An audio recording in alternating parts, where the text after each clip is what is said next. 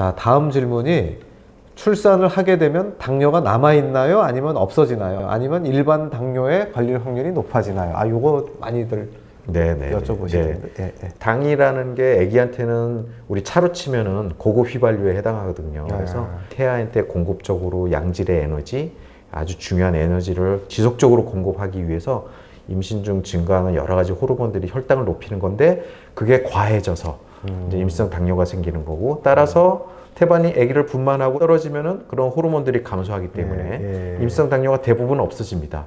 하지만 우리가 하고 있는 임신성 당뇨 검사 방법이 1960년대 처음 만들어진 건데 산부인과에서 만든 게 아니라 내과 의사들이 가만히 보니까 임신 중에 혈당이 높았던 분들은 나중에 아기를 낳고도 당뇨 발생이 굉장히 증가하는 거예요. 그래서 거기에 착안해서 내과에서 임신 중에 혈당이 높은지 검사하면 나중에 미래 당뇨병 환자를 예측할 수 있다. 그래서 그 검사를 인용해서 쓰고 있었던 겁니다. 사실은 임신성 당뇨가 있었던 분들은 나중에 나이가 드시면서 40세, 50세가 돼가면서 당뇨 발생이 증가한다. 장기적으로 50% 정도에서 발생하는 것으로 되어 있습니다. 임당에 걸렸던 분들은 반드시 그런 건 아니지만 50%는 나중에 중년이 되거나 시간이 지나면 당뇨병이 발생할 수 있다는 걸 좀 염두에 두시고, 당 관리는 임신성 당에 걸리시건 안 걸리시건 꾸준히 하는 게 좋을 것 같아요. 그럼 임당이 아니어도 태아가 커지는 경우는 어떤 경우인가요? 이런 질문이 또 들어왔어요. 비만이 가장 중요합니다. 임신 중에 안 좋은 영향을 너무나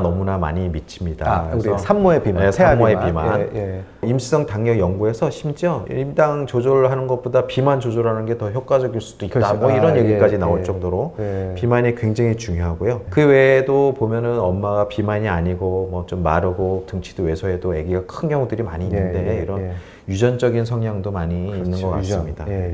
비만과 유전 때문에 아기가 커지는 경우가 많은데 임당이 아니어도, 제 얘기를 드리자면 저는 그래서 좀 살이 찌신 산모분한테는 굉장히 잔소리를 많이 하는 편이거든요. 굉장히 싫어하시는 분들이 많더라고요. 왜 이렇게 스트레스를 주냐 그러는데, 우리 교수님 얘기한 것처럼 비만은 아기가 너무 커질 수도 있으니까 유전적으로 아빠가 큰 경우, 엄마가 큰 경우에 산모분이 비만이 아니더라도 아기가 커지는 건 그건 뭐 어쩔 수가 그렇죠. 이제 어떤 연구 보면은 아빠 이런 체격 조건은 상관없고 엄마가 크면 아기가 크고, 예를 들어서 엄마는 키가 작고 아빠가 크다 그래도 아기는 작게 나오고 뱃속에 있을 때 크기는 엄마의 영향을 많이 받는다라는 연구가 있습니다. 그래요. 이렇게 임당에 대한 질문 중요한 거는 지금 다 마쳤습니다. 지금까지는 임신의 당뇨에 대해서 얘기 드렸고요. 이제 다음번에 우리 서영수 원장님과 같이 임신 중기 이후에 또 분만에 대한 것들, 또 상과의 또 다른 분야에 대한 것들 또 자세히 또 알아보겠습니다.